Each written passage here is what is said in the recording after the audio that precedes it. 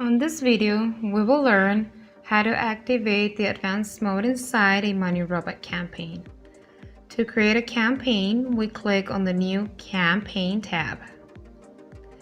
Then, to activate the advanced mode, we must right-click over the panel and select the advanced mode.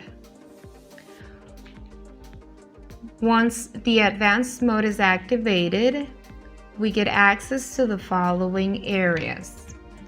This would include accounts. Here, we also have access to modifying the keywords percentage that we want to be generic. My advice is not to work with less than 40%.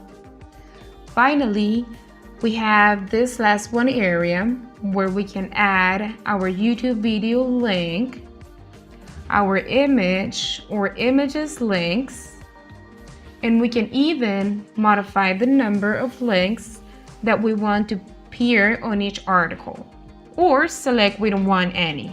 It all depends on the strategy we're looking for. For more videos like this one, don't forget to subscribe and turn on our notifications button.